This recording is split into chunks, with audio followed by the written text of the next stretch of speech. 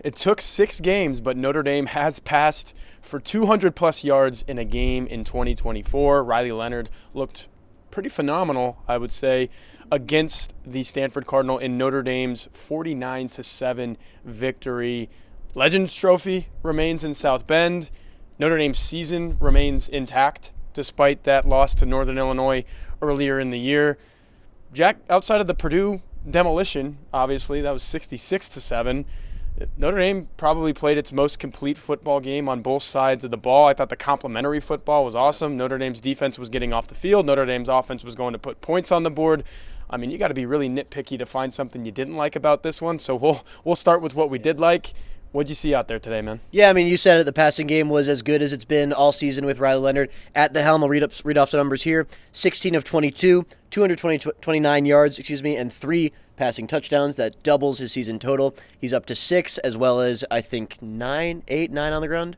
8. As well as 8 on the ground, so it's 14 total touchdowns in 5 games for Riley Leonard. Not too shabby. He was good. He took what the defense gave him.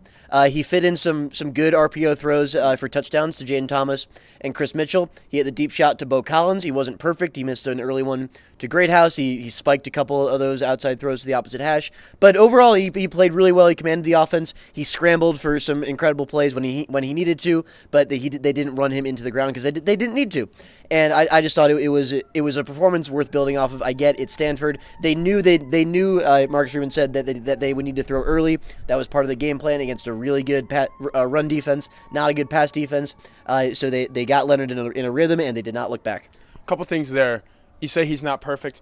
That's his MO. That's who Riley Leonard is. He's not going to be a Heisman Trophy caliber passer of the football. He's just not. But what he did give you today was over 250 yards of total offense. As you mentioned, he scored on the ground for the 8th time this season. Every single time Notre Dame gets down to the 10-yard line, they know that they have a good chance of scoring a touchdown because they have Riley Leonard, and he runs those things in. Jarian Price scores a touchdown today. Jeremiah Love scores a touchdown today. So as much as we want to say good things about the Notre Dame passing game, as we should, well-deserved, Notre Dame has 3 guys that you really want the ball to be in their hand because good things happen when the ball's in all 3 of those guys' hands. Aeneas Williams, a freshman, scores a touchdown, the final touchdown, the icing or the cherry on top, if you will.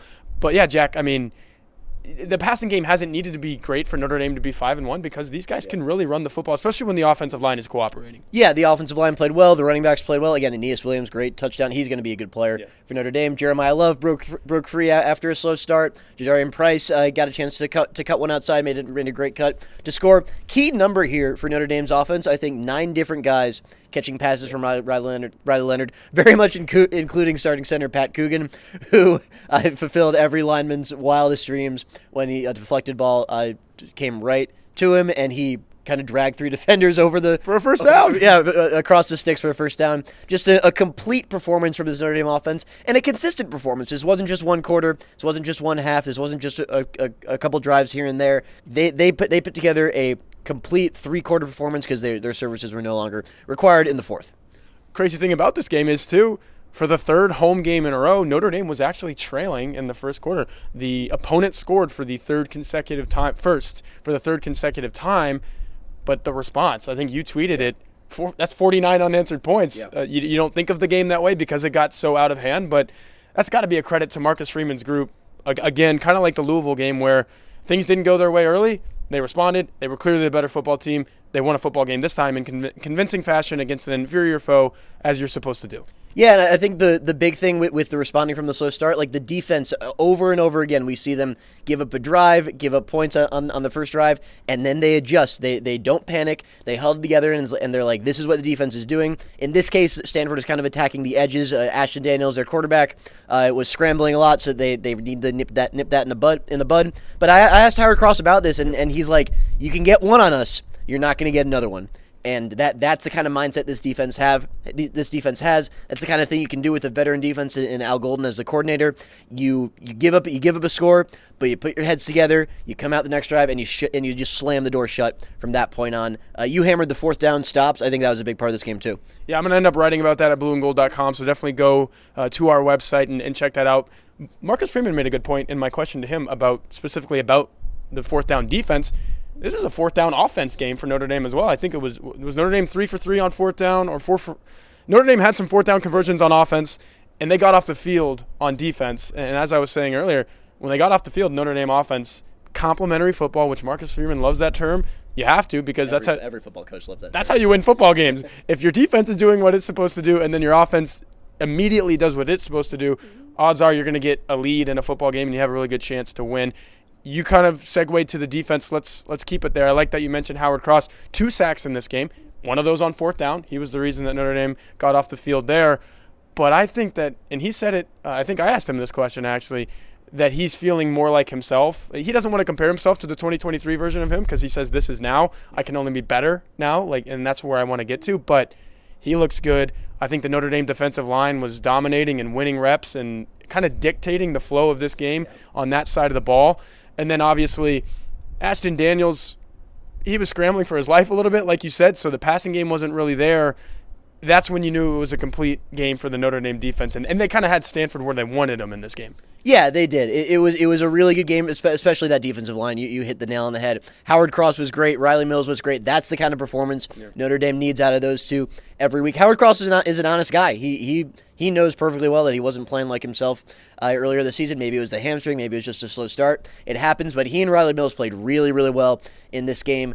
Bryce Young played well. He got a shout in the press conference. Josh Burnham was in the backfield for that terrific kind of interception on the speed option pitch. Goes as a fumble recovery. I'm calling it an interception because he just snapped the ball out of the air. Got down to like the 17-yard line, set up Jadarian Price's touchdown. That pretty much put the game away. They were playing in the backfield the whole game. That's where this defensive line needs to be. Yeah, so let's kind of wrap this up with big picture. Obviously, Notre Dame goes on the road. Technically, it's a neutral site game against Georgia Tech at Mercedes-Benz Stadium in Atlanta. But this is the first time that they're leaving the state of Indiana since the Texas A&M game. Is that right? Because he played a Purdue road game.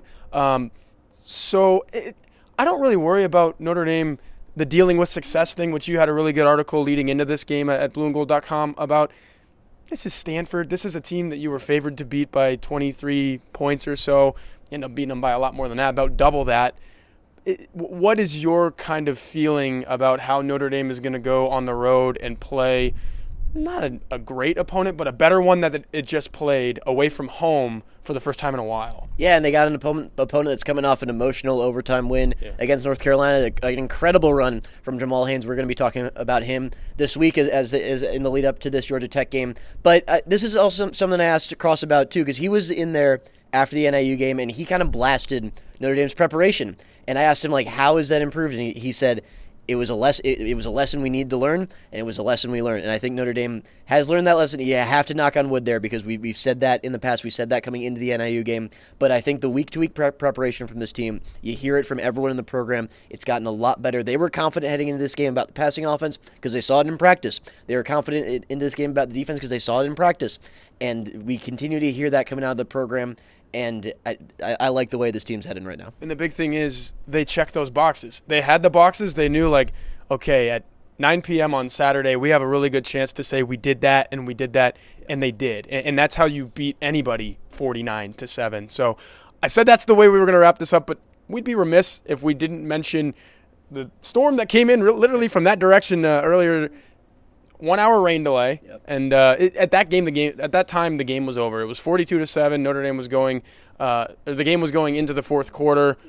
Let's talk about a little bit what we saw. We mentioned Aeneas Williams, the fourth quarter jack. Steve Angeli comes into the ball game. You saw a lot of different guys from the Notre Dame defense. Just kind of like that, the way that the game ended. I get it, the game was over, but Notre Dame still wins that quarter 7-0 and puts the finishing touches. And Marcus Freeman, it wasn't a huge thing, but he said, yeah, we came out and we still looked good. And that kind of resembles your point, the cohesion and what's going on in that locker room right now. Yeah, absolutely, and I think that it's the fact that the defense shut them down in the fourth quarter speaks to how much talent there is from top to bottom there. They leave the young linebackers in like they did against Purdue, get them reps. Kingston Viliamu-Asa continues to look very good. Jaden Osbury continues to look very good. There's just a lot of talent there. Bryce Young, we mentioned earlier, continues to look very good as he and Josh Burnham, I think, are going to get a lot of those reps at strong side defensive end moving forward. And Josh Burnham's moving over to the Viper. That he kind of made that transition pretty seamless. So yeah, it was good to see the backups get some action and get in and win that quarter, like you said. So there you are. There's a full 4-quarter wrap-up. We don't stop after the third quarter, even though the weather was trying to make it that way for all of us. That's Jack Sobel. I'm Tyler Horka. Keep it here for anything video-related. We're going to have a ton of content from this game and then leading into the one that we talked about next week, which is a pretty big one for Notre Dame on the road in Atlanta against Georgia Tech. And definitely go to blueandgold.com for our written work because we're going to have this game covered for y'all there. So we will see you guys next time.